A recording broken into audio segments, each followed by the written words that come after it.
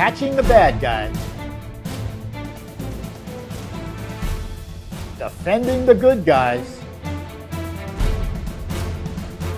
Saving the endangered.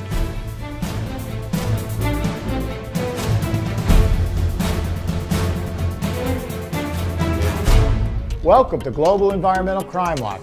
I'm your host, Bill Paul. On this episode, an exclusive interview with the American wildlife worker who narrowly escaped death at the hands of the world's most ruthless elephant poacher, a Mexican environmental activist's cruel fate, and on the lighter side, the British have a serial litterbug. Eco-advertising designed to shock, and finally, the video that's gone viral, giving new hope to this endangered species. But we begin with dispatches from the front lines of Africa's war on wildlife poachers. It's not just animals that are being killed in Africa. In the Democratic Republic of Congo, over 130 wildlife rangers reportedly have died in the line of duty in the last 15 years, including one just months ago who left behind a 6-month-old child. We'll have more to say on the carnage in the Congo in our next segment. In Kenya, 15 members of the Kenya Wildlife Service were killed in 2012. In Chad, 5 elephant guards working near Sakuma National Park were gunned down last September during their morning prayers. In Cameroon, 2 to 3 eco guards, as they're called, reportedly are killed every year by poachers after the elephants the guards protect. While many African wildlife protectors are giving their all, others allegedly are on the take. In Tanzania, high-ranking police officers reportedly are the masterminds behind a criminal poaching gang. In Zambia, the government is trying to root out what one minister says is widespread corruption in its wildlife authority. Yes, there have been successes. In June 2012, Interpol arrested 200 wildlife smugglers across 17 African countries. Operation Worthy, as it was called, also cracked down on Chinese websites and on stores that sell endangered species parts. But the threat to Africa's wildlife keeps growing as poachers get more organized and more violent. As John Scanlon, Secretary General of the Convention on International Trade and Endangered Species of Wild Fauna and Flora, recently told the U.S. Senate Committee on Foreign Relations, criminal syndicates use violence, they're well armed, they're very savvy in the use of modern technology, and they're very adaptive in avoiding detection. They're exploiting local people in some of the poorest countries on the planet. They are corrupting officials, and they are wounding and they are killing enforcement officers in the field. How bad goes Africa's war on the wildlife poachers? So bad that the National Geographic magazine recently reported that gorillas in Rwanda have had to take matters into their own hands. The gorillas have learned how to take apart poachers' traps.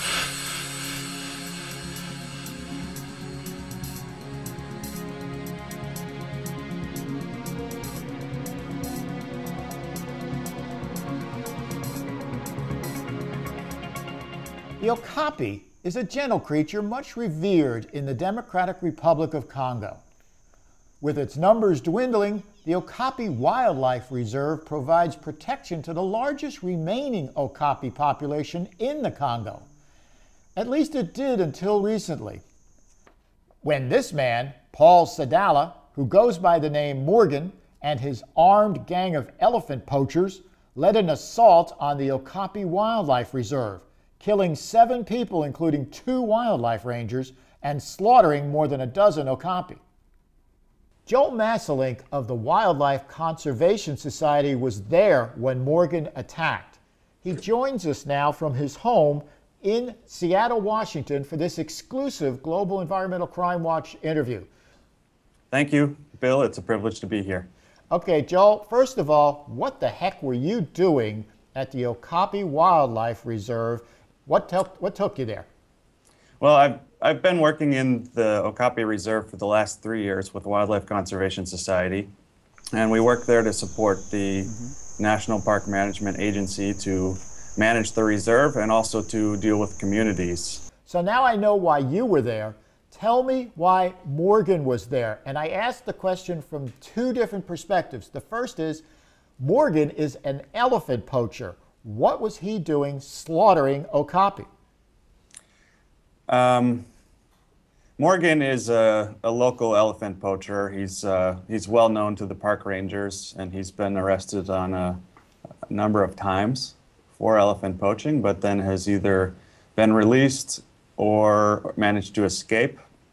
And he had quite a bone to pick with the park rangers, and park rangers have stepped up their patrols and are really cracking down on elephant poaching as well as illegal mining inside of the reserve. And this is the main reason that Morgan has decided to attack them. Okay, hold on one sec. You said he has a bone to pick with the wildlife rangers. I got that, but walk me through this process.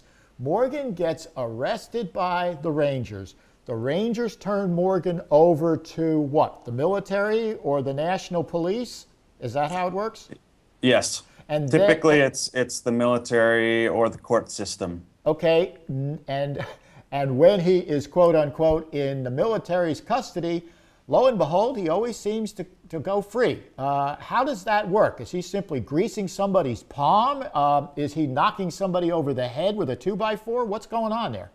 Well, it's more greasing the palm for sure. Wildlife crime in the Democratic Republic of Congo is not really considered. If you know much about Congo, you know also that there's a lot of human suffering, but wildlife crime is way down the priority list for prosecutors. Now, you said he had a bone to pick with the rangers. I'm guessing what you're getting at here is that the rangers are just a pain in his you-know-what, and he wanted to set them straight on who's the boss of the reserve. Is that right? Yeah, that's right. There's been several incidents over the last 3 years since I've been in Okapi Reserve between rangers and poachers, and several on those incidents there have been killings on both sides. Okay, so take us back to that night where Morgan did his deed. The facts are straightforward. 7 people died, including 2 forest rangers. Now, as I understand it, he came in the front of the reserve, and you were located at the rear. Tell us what you did to get the heck out of Dodge just in the nick of time. Well, the attack happened very early in the morning, 5 o'clock in the morning. Everybody was still asleep, and we woke up to the sound of gunfire. But the target was the station, the administrative buildings for the park guards, and where they also have a park. They have a road patrol there, and a roadblock rather. That was the target of the rebels. And how many? The rebels were a number of 35. Whew. Against a force of rangers numbering? Well, on a night patrol at the roadblock, they were only 5. Oh, good Lord. Okay, keep going. Sorry. So the rebels quickly overtook the rangers, and then they had the whole village. Fortunately for me personally, I was on kind of one edge of the village, and I managed to escape when it was a bit quieter, and I.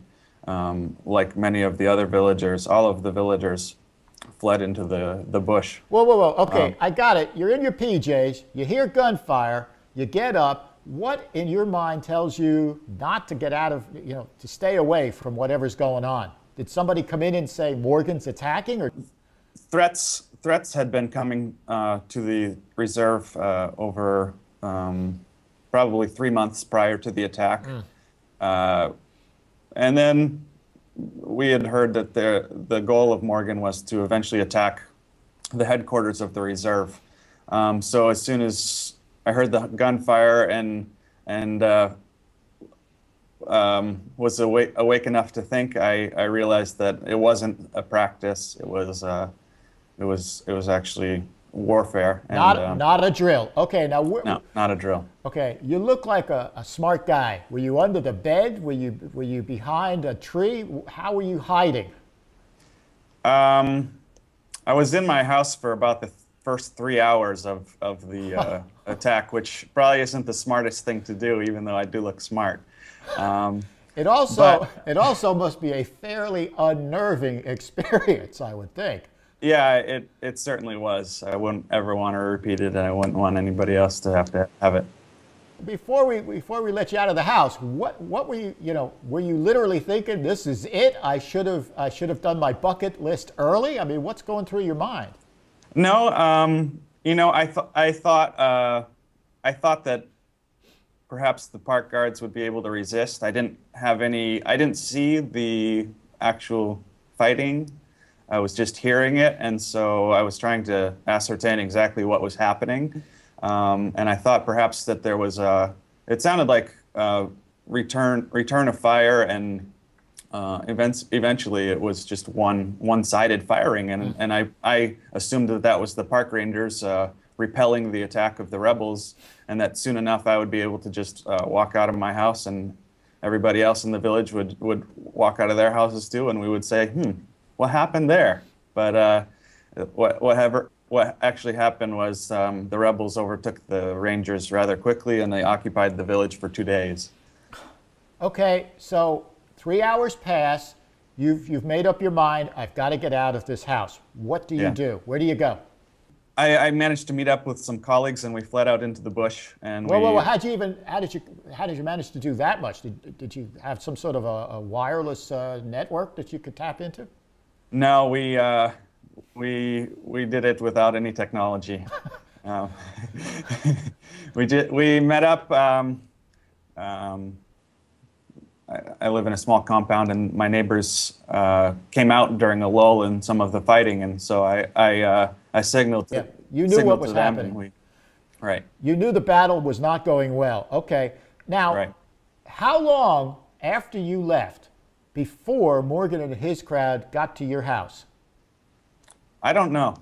I would say probably within an hour. Okay. All right, Joel, I got 3 possible fates for you. Think through which one of these might have been. You're an American.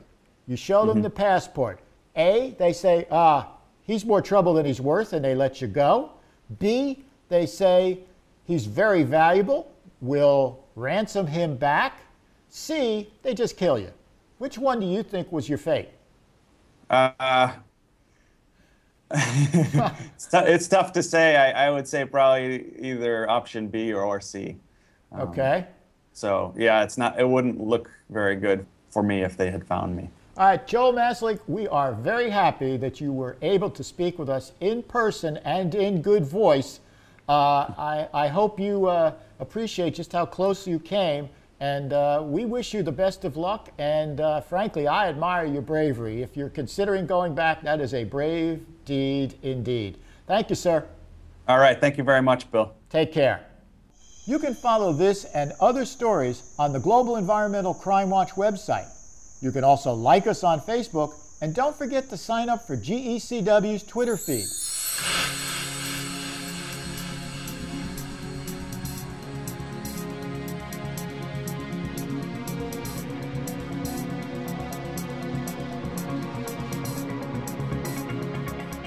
While there's nothing funny about environmental crime, it does have its lighter side.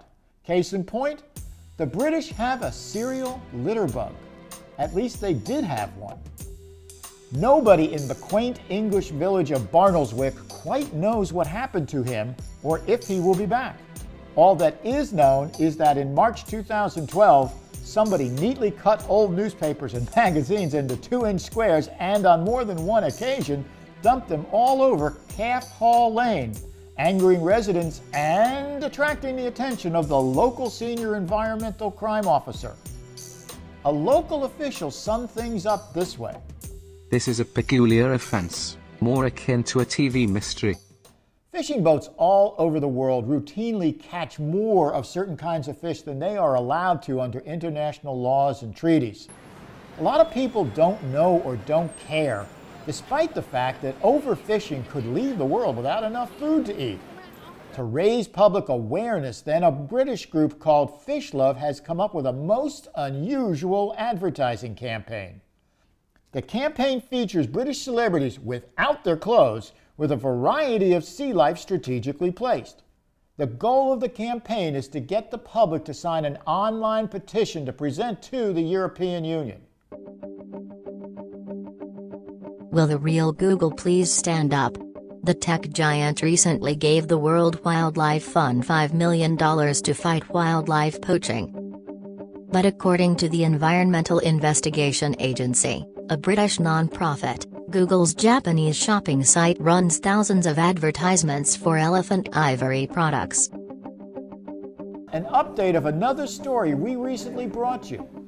This is the one about Abdul Taib Mahmood, Chief Minister of the Malaysian province of Sarawak, and a report by the nonprofit Global Witness accusing Taib and his family of having amassed a $15 billion personal fortune through illegal logging. A company said to be controlled by the Taib family just got kicked out of the African country of Liberia for, wait for it, illegal logging. The Liberian government accused the Sarawak kingpin's family of, quote, flagrantly, unquote, violating Liberia's forest reform laws. Interpol is expanding the war on eco-criminals. On the heels of Operation Worthy in Africa, Interpol's Operation Lead recently seized 200 people and confiscated millions of dollars worth of illegally logged timber in Latin America. Under Operation Scale, Interpol next plans to go after the criminal networks running illegal fishing operations. Residents of Fukushima Prefecture in Japan filed a criminal complaint against the government's former head of nuclear safety. They want him charged with professional negligence in connection with the power plant's disaster 2 years ago. Recently questioned by police, the official has not yet been charged. Former executives of plant owner Tokyo Electric Power also have been questioned but not yet charged with any crime. You're looking at footage from a recent Mexican newscast. On the left is Juventia Villa Mojica, an environmental activist in Mexico known for courageously standing up to the drug gangs cutting down her region's virgin forests. Now on the left is a Mexican police officer. The juxtaposition is telling. According to news reports, Juventina was killed by gunmen while in the presence of 10 police officers assigned to protect her. Afterward, the police all but accused the woman of having killed herself. They issued a statement that said Juventina's murder resulted from the fact she left the protected area. Left unanswered, what reason could Juventina possibly have had for wandering straight into danger? Okay, it's time to bring my blood pressure down. Are you ready to play Name That Airport? What are the greatest games of all time? There's Clue, of course, and Monopoly. Well, we at Global Environmental Crime Watch, with tongue firmly in cheek, think we have come up with the next great game. Here are the names of 4 cities that have international airports. And here are 4 rare or endangered species that were found in whole or in part in the possession of an eco-trafficker the cops caught in those airports. Can you match the airport? Drum roll, please. Bear paws were found in luggage in Vancouver. A 3-month-old tiger cub was found in luggage in Bangkok. Tiny hummingbirds were found in a man's underpants in Cayenne, French Guiana. And rhino horns were discovered in luggage in Shannon, Ireland. Finally, we want to close this edition of Global Environmental Crime Watch with an ingenious way to help save an endangered species from poachers and traffickers, namely, make a video that goes viral. Of course, it helps when you're recording that adorable creature known as a sloth. Sad to say, sloths are hunted by many people for food. Making matters worse, the sloth's natural habitat, the rainforest, is being cut down. Thankfully, the sloth has a new champion, Lucy Cook, who made this charming video of baby sloths in Costa Rica. Lucy's video is not the most watched sloth video on YouTube. That honor goes to actress Kristen Bell's comical meltdown on Ellen DeGeneres' TV program upon learning that her boyfriend had gotten her a sloth. This video has been viewed almost 15 million times. There she is. Her name was Melon. I mean, I needed to be sedated, clearly. But Lucy Cook's video entitled Meet the Sloths is pushing 1 million views, which is amazing for a wildlife video. Want to help save the sloth? On her Vimeo site, Lucy has written, "If you like sloths, why not join the Sloth Appreciation Society?" That's it for this edition of Global Environmental Crime Watch. Thanks for watching.